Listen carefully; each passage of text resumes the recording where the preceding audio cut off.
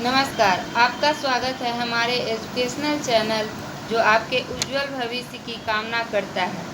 आज मैं आपको भारत के निर्वाचन आयोग की शक्ति, उसके कार्य प्रणाली एवं चुनाव में उनके स्वतंत्र एवं निष्पक्ष भूमिका के विषय में बताने जा रही हूँ। चुनाव लोकतंत्र की विश्वसनीयता का आधार है। भारत विश्व का सबसे बड़ा लोकतंत्र है। लोकतांत्रिक व्यवस्था के अनुरूप भारत के संविधान के अनुच्छेद 324 के अंतर्गत 25 जनवरी 1950 को निर्वाचन आयोग का गठन किया गया। यह एक अस्थायी स्वायत्त संवैधानिक निकाय है। निर्वाचन आयोग का मुख्य उद्देश्य स्वतंत्र, निष्पक्ष और शांतिपूर्ण चुनाव संपन्न कराना है। संसद द्वारा 1993 में एक संसदीय निर्वाचन आयोग को अस्थायी तौर पर 3 सदस्यीय निकाय में तब्दील कर दिया गया, जिसमें एक मुख्य निर्वाचन आयुक्त और 2 आयुक्तों की नियुक्ति का प्रावधान है। फैसले लेने की प्रक्रिया में तीनों आयुक्तों को समान अधिकार प्राप्त होता है। साथ ही किसी विषय बिंदु पर अनिर्णय की स्थिति में तीनों के मध्य बहुमत के आधार पर निर्णय की व्यवस्था की गई है। मुख्य निर्वाचन आयुक्त और अन्य 2 आयुक्तों को राष्ट्रपति नियुक्त करता है।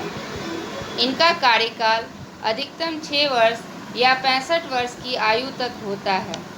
मुख्य निर्वाचन आयुक्त को जहां केवल महाभियोग के द्वारा ही पदच्युत किया जा सकता है, वहीं अन्य निर्वाचन आयुक्तों को मुख्य निर्वाचन आयुक्त की सिफारिश पर राष्ट्रपति द्वारा हटाया जा सकता है। इस प्रकार भारत की निर्वाचन प्रणाली में मुख्य निर्वाचन आयुक्त को प्रधानता दी गई है।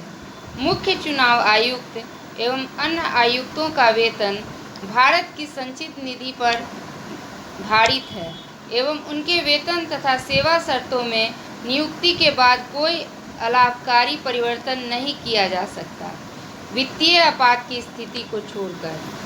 निर्वाचन आयोग के कार्य: निर्वाचक नामावली तैयार करना। लोकसभा या विधानसभा चुनावों के पूर्व आयोग निर्वाचक नामावली तैयार करता है, जिसके आधार पर निर्वाचन संपन्न होता है।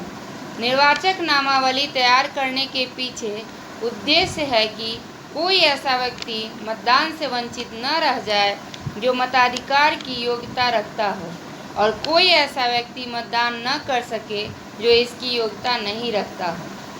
निर्वाचन आयोग विभिन्न राजनीतिक दलों को मान्यता प्रदान करता है।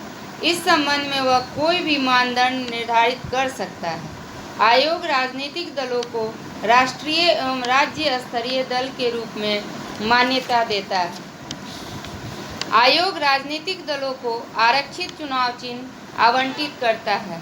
यदि किसी मान्यता प्राप्त दल का विभाजन होता है तो वैसी स्थिति में चुनाव चिन्ह पर विवाद की स्थिति में इसका फैसला निर्वाचन आयोग ही करता है।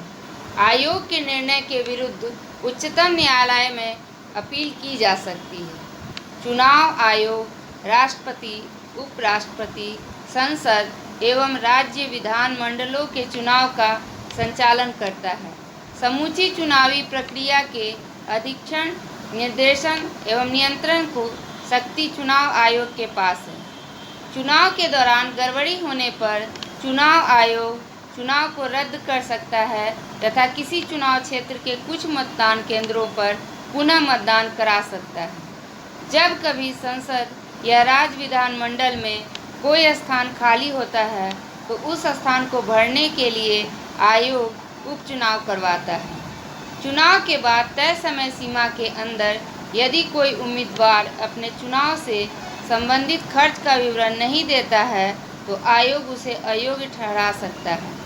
इसके अलावे अन्य कार्य हैं: राजनीतिक दलों के लिए आचार संहिता का निर्माण करना, राजनीतिक दलों को रेडियो, टीवी पर चुनाव प्रचार की सुविधा देना, उम्मीदवार द्वारा चुनाव में किए जाने वाले खर्च को तय करना, मतदाताओं को राजनीतिक प्रशिक्षण देना एवं चुनाव याचिकाओं के संबंध में सरकार को परामर्श देना।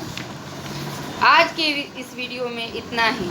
ज़्यादा से ज़्यादा परीक्षा उपयोगी वीडियो के लिए हमारे चैनल को सब्सक्राइब एवं लाइक कीजिए।